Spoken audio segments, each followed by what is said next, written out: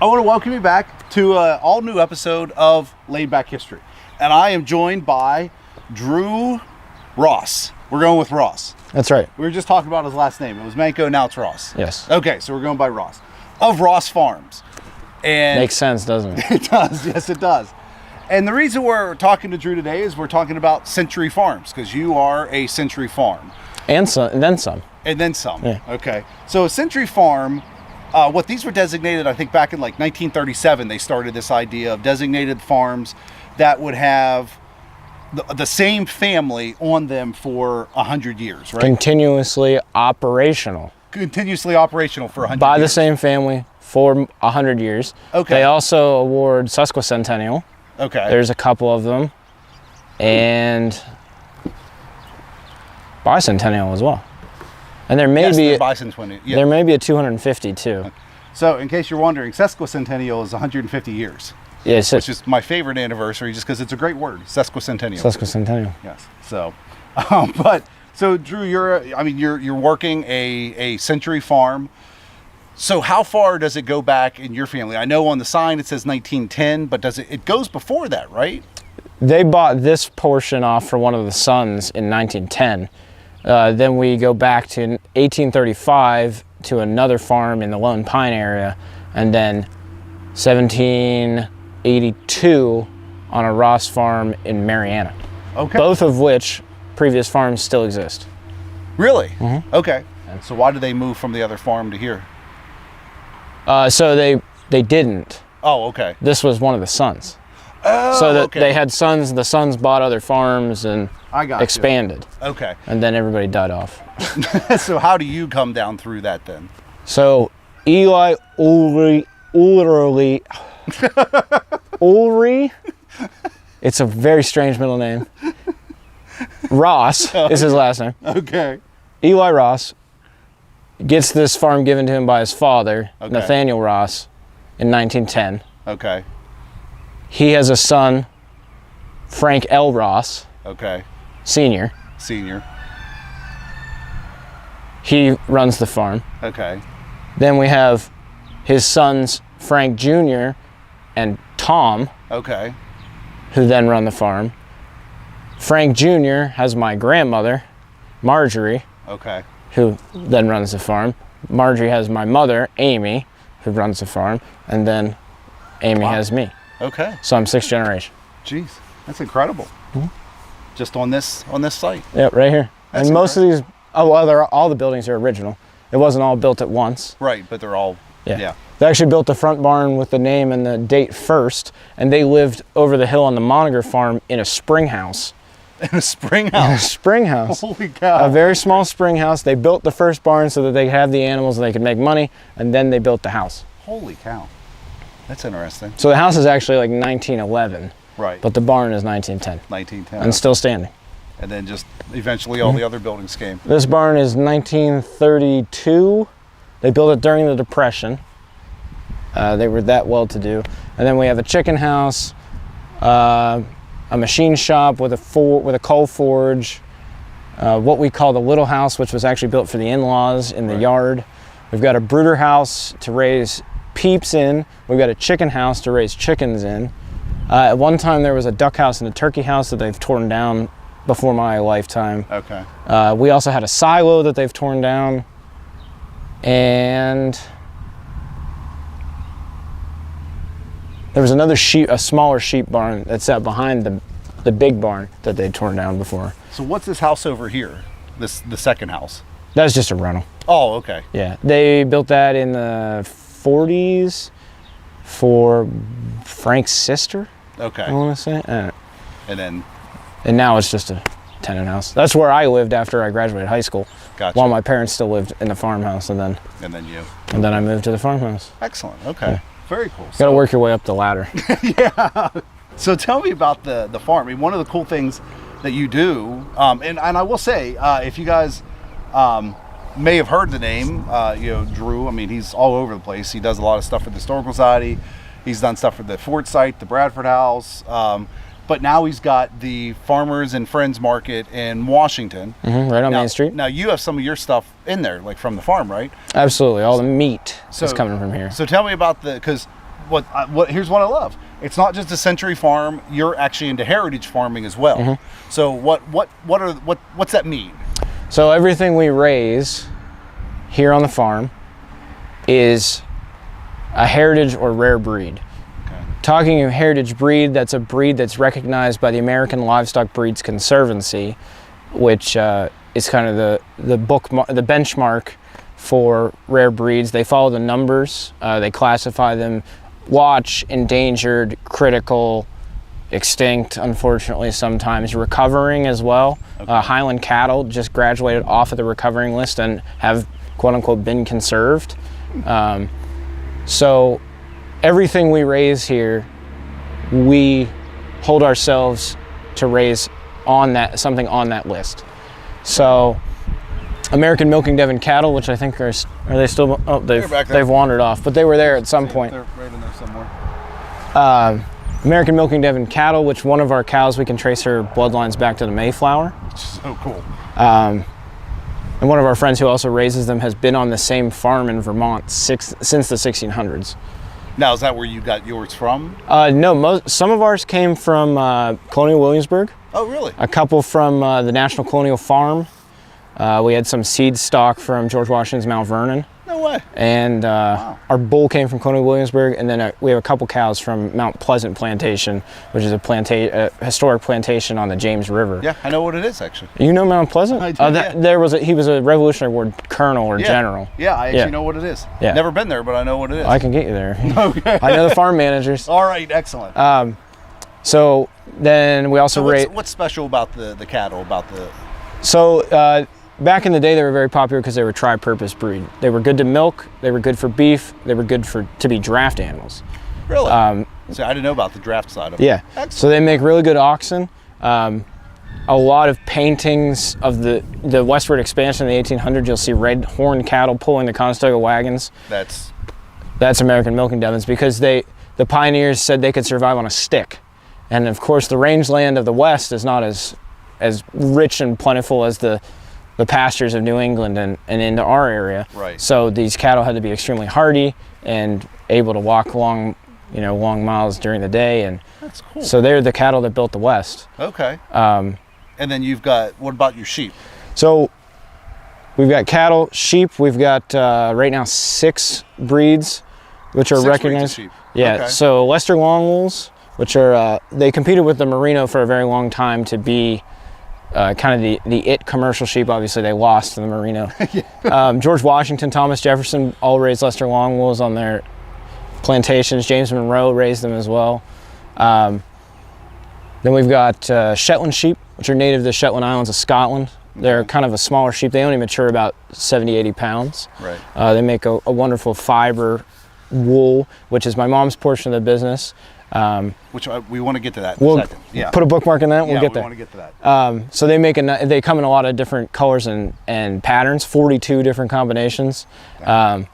So they make a great multicolored fleece. We've got American Jacobs, which are derived from the Jacob sheep from the Isle of Britain. They're a very popular manor home pasture sheep to look at. They've got a nice like black and white spotted pattern. They come in 2, 4, and 6 horns. Okay. So they're pretty cool. They're 4-horned skulls. They look kind of demonic. They're actually used in pagan rituals. Nice. Yeah, I've sold a couple skulls to some people before. I guess you got to make a living how you can, right? Yeah, they're my favorite. I love them.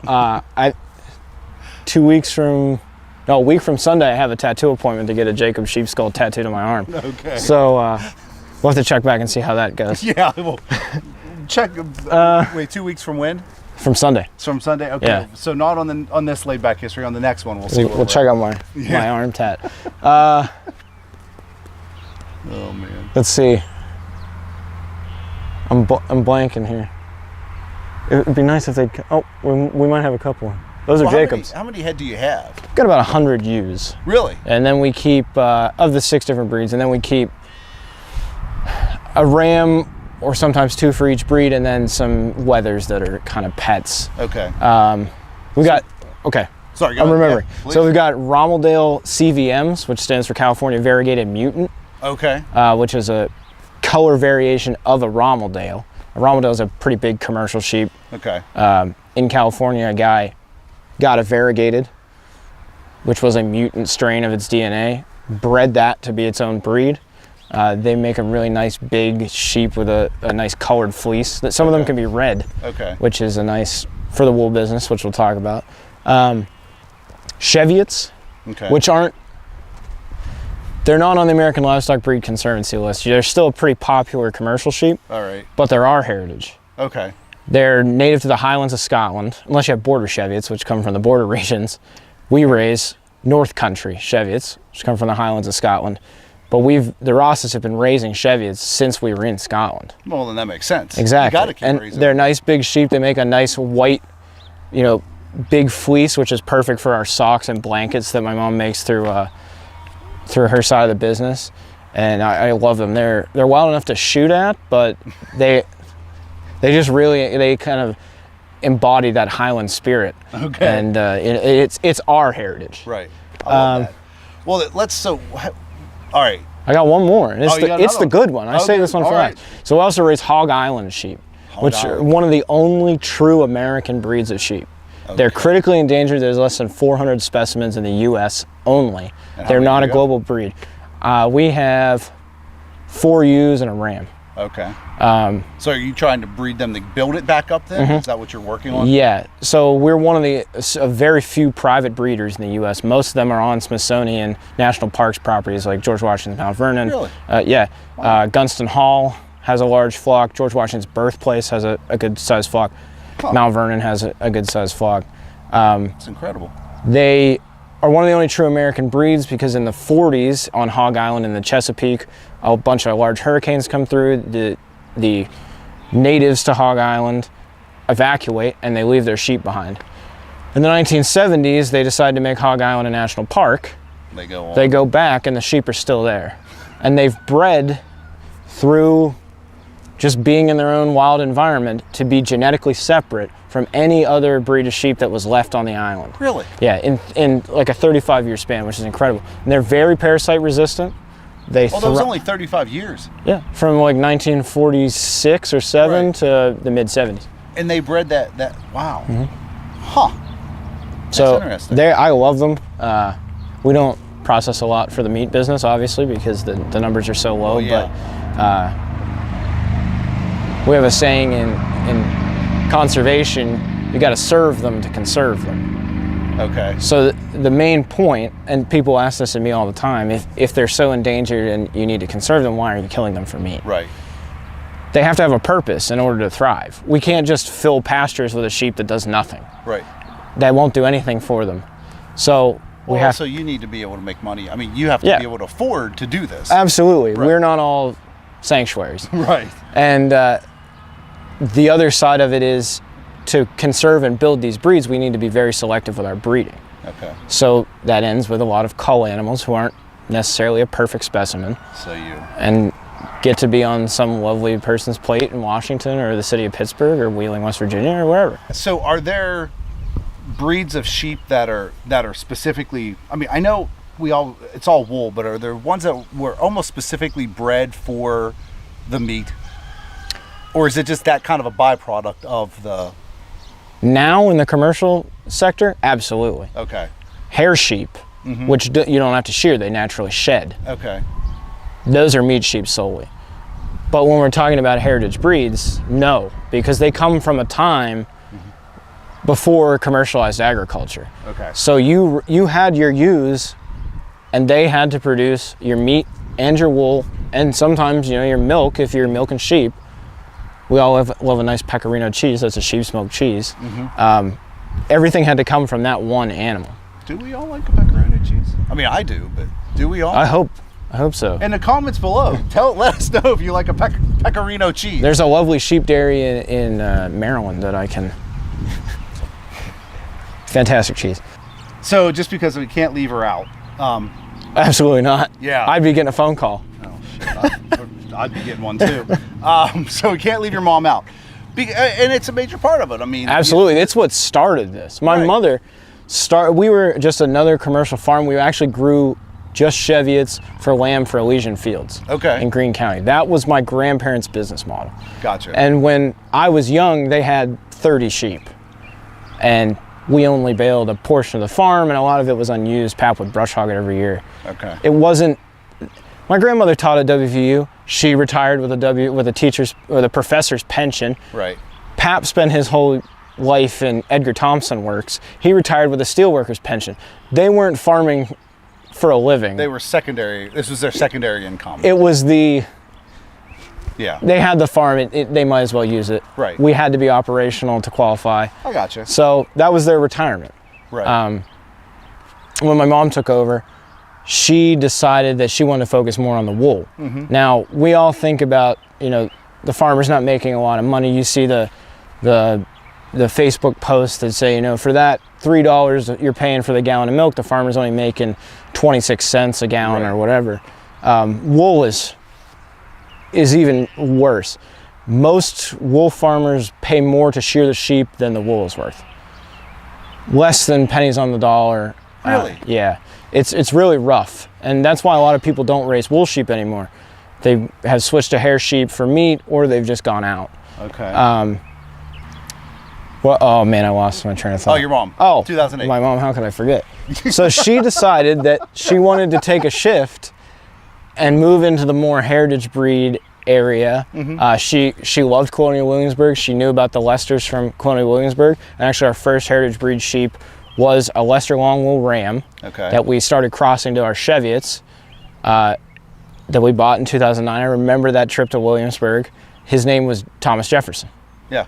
Which is why we have the colored Leicester long wool, whose name is Sally. Oh, that you met at the Spread the Use event. I forgot about that. Yeah. So Jeff's our first heritage breed, and then my stepfather Scott really liked the look of Shetlands. So that's. So we got into Shetlands. Still had the Cheviots. Now we got Leicester's Cheviots. My mom had a very good friend at the library. Her name was Marcia Reed.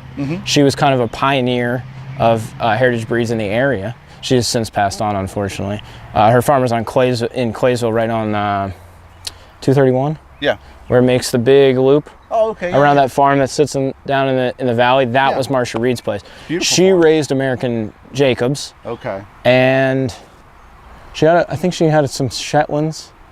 We actually still have a Jacob Weather from her. Okay. That was a bottle lamb that she gave to me. He's like 12 years old now. Jeez. And that's how we got into it. And then my mom started marketing the wool and going to these fiber festivals a couple weekends a month. And her selling point was a lot of your wool or your yarns. So we backtrack here. We shear the sheep once a year.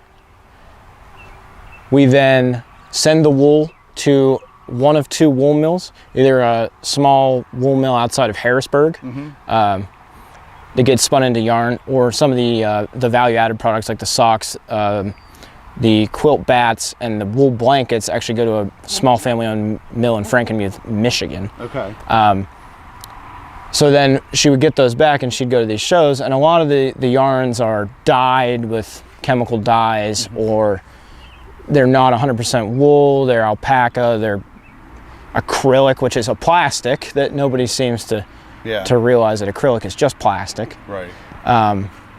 So her niche market that she fit into was we only raised heritage breeds, and everything was naturally colored. Okay. So that's where the Jacobs, the Shetlands played into it. The Shetlands were able to produce a wide range of different colors that she could spin into almost a grayscale of yarn with some browns, some reds. The Jacobs, the mill does a really cool thing where they'll separate the white wool from the black wool of the Jacob. They'll spin them into two very thin yarns, and then they'll ply them back together to make like a candy striped black and white yarn. That's pretty cool. Yeah, so that was her side of the business. It's a very important part to my meat business, because I would be losing money on wool if I didn't have mom to sew. Right. And the same as me, she did it a little faster than me, but we've outgrown our production capacity. Every day I'm on Facebook like, does anybody have any pasture, any kind of cropland that I can lease, because my business is growing exponentially, and we just can't find, there's no farmland left. So Mom does the same thing. She buys a lot of fleece clips from other small family farmers, a lot in PA, some in Ohio where she is now. Okay. So yeah. Huh. All American all the time. Which is a big thing because a lot of your commercial wool garments are Australian or New Zealand wool spun in China. Oh, okay. And then shipped again to the United States. This is all here. Yeah, this Awesome. is all, a lot of it all entirely in the state of Pennsylvania. Some of it just PA and Michigan, but Okay. yeah. Sweet. So what is the, I mean, when you look at this farming today, I mean, what's the future of it? I mean, has it changed that much since 1910? And where are we going, in the next 40 years? Well, that's what the future of farming is, and let me be a little fool myself by saying you're looking at him. You know what? This is a really hard topic. Mm-hmm. The average age of the American farmer is 56 and a half. Oh, wow. But it's also something I know a lot about. I chair the Pennsylvania Farm Bureau's Young Ag Professionals Committee. Mm-hmm. I'm essentially the voice in Harrisburg for every young farmer under the age of 35 in the state of Pennsylvania. And, technology has helped a lot. Mm-hmm. With the declining numbers of physical people out in the field. In 1910, I mean, the barn was built with 2 workhorse stalls for a reason. There was a team of horses. Right.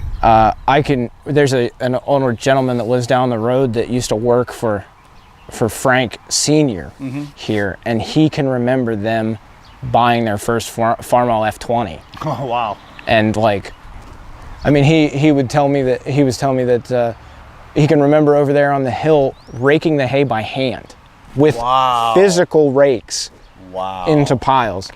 And there's actually a great picture that I think just posted on the Historical Society Facebook of Glide Beach. Yeah. Behind the way that's oriented, behind Glide Beach is the farm. And you can see sheep and haystacks in that picture. Go back and look at it. Wait, this farm? Yes, because Glide Beach is right there. It's right down there. I wasn't even thinking about it. All right, well, that picture's showing right now. Well, I looked at it and I was like, wow. Yeah. I don't have one from that orientation. We've got... Well, make sure you get a copy of it. We have our own personal archives. I have all the receipts from the bricks to build the house. Wow. It's like, they never... I always say 6 generations of people died here and nobody ever took their stuff with them. Because it's absolutely true. I mean, there's all kinds of stuff you could... See, but that's amazing. I was just talking to a lady today that's going to be donating a bunch of stuff from the Lynn family over near Cannonsburg. Mm-hmm. And that's what she said. Like, her grandmother started collecting the stuff, and then her mother kept it, and now she's older and she has it. Unfortunately, her children aren't interested in it. So, fortunate for us, she's going to donate it to us, but people don't do that anymore. But how amazing is that? I mean, that's how you keep your family histories, that stuff just gets passed down. Mm-hmm. And that brings it back to a good point, is that the children aren't interested. Right. The 70s and 80s were a very hard time for American agriculture. That's when we see a lot of dairy farms go out, when we're still seeing them go out today. It's when a lot of the sheep farmers go out in the 70s. And the people that are just above your generation, not to separate the two of us, you're so old. That's fine, yeah. That's fine. Don't make me feel old or anything. They watch their parents work 1-2 jobs in the 70s, 80s just to support the farm, struggle, live hand to mouth, and that's not something I wanted to do, and that gave them that mentality that as soon as I hit 18, I'm gone. Go to college. A union work in the mill, in the mine, whatever. The second I get old enough, I'm out of here. Right. And it created a lot of animosity for the family farm, which is unfortunate. Right. I never had that. This was always my happy place. Right. The administrators of Washington High School probably won't want me to say this, but I missed 100 days of 180 school days my senior year at Washington High School because I would rather have been here farming than sitting in a classroom. I still graduated. I love that, though. And I'm seeing a lot of my generation, the passion coming back. A lot of first generation farmers, my age and below. Really? As people become more conscious of where their food comes from, mm-hmm. and supply chain, sustainability, fuel, all that stuff, they really find a renewed interest in being able to create their own, being able to feed their neighbors and their friends, which is why I got into this. Well, and that kind of goes into something that, so the National Road right now, the National Road Heritage Corridor is... Thank them for sponsoring this video. Yes, they are sponsoring the video. And this organically went into this. I wasn't trying to get to this point, but you just got there, and now I want to touch on it.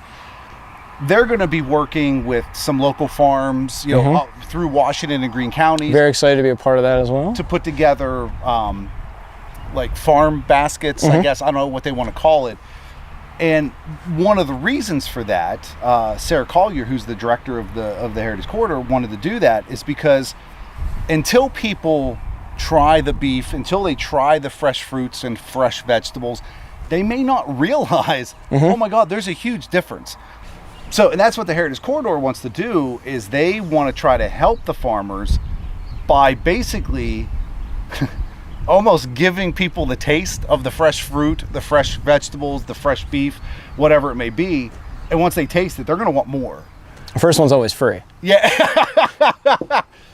Trying to do something like that, I love it, you know, because it's going to help you out. Yeah. You know? And back to, I'm turning 18, I got to get off the farm. We lost that disconnect, that connection as well. Right. Those people moved away. They didn't know anybody. They didn't have any choice but to go to the Piggly Wiggly or the John Eggle or the Giant store, the Kroger, or, you know, insert oh my God, other large retail stores are available. That just came out in there. The John Eggle. Go downtown to the John Eggle. Downtown. But so they don't have what you and I grew up on. Right. You know, we grew it. It's in the freezer. Right. Why are you going to McDonald's? We got a hamburger at home. Exactly. So that's another thing that I'm glad to see this the National Road and the corridor bring that connection back. Right. And you know, I'm happy to be a part of it and help in any way I can. But well, and I think once people do that, they're also trying to educate at the same point. It's not just here, come buy this, you know, buy this basket, but also here's where this all came from. You know, here are the people that are growing it, and this is the history behind it, you know, the heritage of it. And I think that's important because people, if they understand that, if they appreciate it, they're going to want it more. And so, I mean, we may be, and not just because of what National Road's doing, but like you said, is it possible that we're kind of on the cusp of a farming revolution, and that people are coming back to it? As long as we don't get rid of all of America's farmland before that can happen, yes. People are, especially the pandemic with the supply chain issues, people are incredibly more conscious about where their food's coming from, how far it's traveling. Right. An example I always love to use is if you go to your local John Eggle, you go down to Big Bird, they sell lamb in the case. Okay. You flip it over, product of New Zealand. Really? They import it all the way from New Zealand? Think of the diesel fuel. And a lot of times, those animals will be loaded on a ship alive in New Zealand, cared for on the boat ride to China, killed in a slaughterhouse in China, packaged, and then shipped under diesel-powered refrigeration to the United States, onto a diesel truck, to your Big Bird distribution center, and then to your store. So you're not only fresher, better taste, well, not you. Better for the environment. Yeah, you're better for the environment. And don't get me started on the sustainability of wool. You can carbon sequester in wool, which is a big thing right now. Explain that to people. So what's carbon sequestering? No, I'm just a simple dirt man, so I don't know a whole lot about carbon sequestering. I know enough to sell my product. Okay. So basically, plants, when they grow, they absorb carbon. Right. The sheep graze on the plants. They eat that absorbed carbon. They then use the energy from that plant to grow their wool out. Their wool is shorn off. They do it again. That wool gets made into clothing, sustainable clothing. So it's basically a big circle. So wear wool. It's cool, it's breathable. If you say wool is scratchy, you've had bad wool. When National Road gets these boxes going, or if there's another co-op, you know, that you can get stuff from, I'd rather you buy Farmers and Friends. Yeah, I'd rather you buy them from Drew. The public market, if you're in the Wheeling, West Virginia area. There you go. Yeah, but go there, buy those boxes, buy the fresh grown, you know, locally sourced stuff. You're gonna love it. It's gonna be so much better. You're not gonna want to go back. You're really not.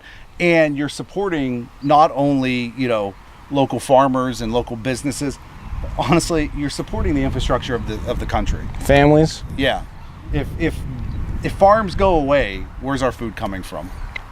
Well, thank you so much for joining us for this episode, Drew. Thank you so much. Yeah.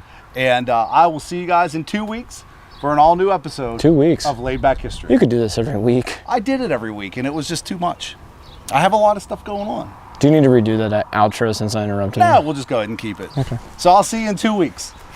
I might, depending on how you order these episodes. Yeah, we might have Drew back. Well, you got to see your tattoo. Oh, that's right. Well, when we go around, you can We'll show the tattoo. We'll do the tattoo update. Nice. Small Town Studio in Cokeburg. They're gonna do it. You can cut that out if they do a shitty job. Okay. All right, we'll see you in 2 weeks for an all new episode.